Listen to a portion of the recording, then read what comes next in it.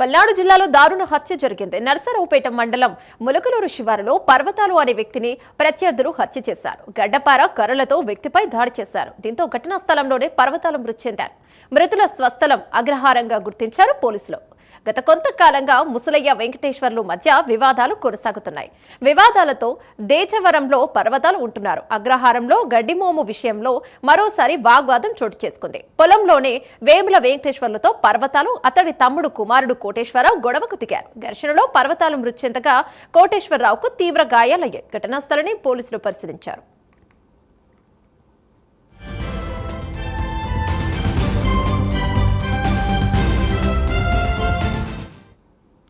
దీనిపై మరింత సమాచారం మా కరెస్పాండెంట్ రవికృష్ణ అందిస్తారు. రైట్ రవికృష్ణ, చెప్పండి, అసలు హత్యకు కారణాలేంటి? గొడవ ఎక్కడ మొదలైంది అంటున్నారు స్థానికులు?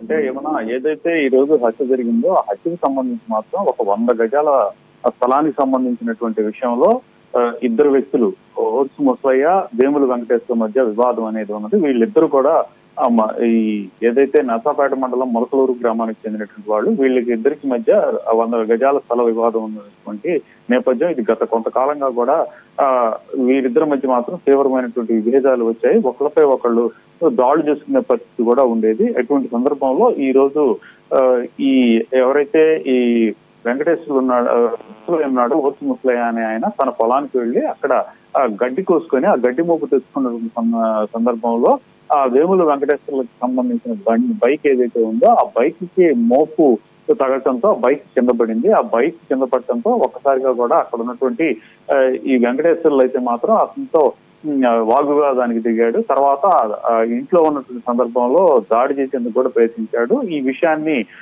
వేముల వెంకటేశ్వర్లకు సంబంధించి ఓర్సు ముసలయ్య ఎవరైతే ఉన్నారో ఆ ఓర్సు ముసలయ్య అన్నయ్య పర్వతాలు ఈ పర్వతాలకి తెలియజేశాడు. ఇతను ఈ గొడవలకు భయపడి బేసారం ఉన్న ఊరు అగ్రహారాన్ని వదిలేసి బేసారం అనే గ్రామంలో ఉంటూ ఉన్నాడు. ఈ తమ్ముడికి ఇలా ఇబ్బందికరమైన పరిస్థితులు తెలిసి వెంటనే పర్వతాలు అదేవిధంగా ఆయన కుమారుడు కోటేశ్వరరావు అని వెంట తీసుకొని ఇక్కడికి రావడం జరిగింది. ఈ క్రమంలో ఇక మొలకలూరు గ్రామంలో ఉన్నటువంటి పొలంలో పనిచేసుకుంటూ ఉన్నాడు వెంకటేశ్వరులు.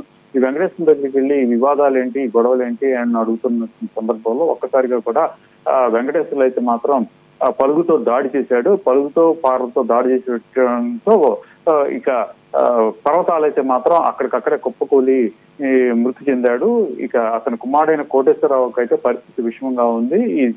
వెంటనే కూడా అతనైతే అక్కడ ఉన్నటువంటి వైద్యశాలకు అయితే తరలించారు. తరచుగా కూడా ఇదే విధమైన గొడవలు పడుతున్న నేపథ్యంలో పరిష్కరించడానికి వచ్చినటువంటి మధ్యవర్తిగా వచ్చినటువంటి ఈ ముసలయ్య అన్నయ్య అయినటువంటి ఈ ఎవరైతే పర్వతాలు ఉన్నాడో ముసుగు పర్వతాలు ఉన్నాడో ఆయన ఈ హత్యకు గురి కాగా అదే విధంగా కూడా ఆయన కుమారుడు కోటేశ్వరరావు తీవ్రంగా కూడా గాయపడి ఉన్నాడు. పోలీసులు అయితే మాత్రం కేసు నమోదు చేసి ప్రజెంట్ అయితే మాత్రం విచారణ చేస్తున్న పరిస్థితి అయితే కనపడుతుంది.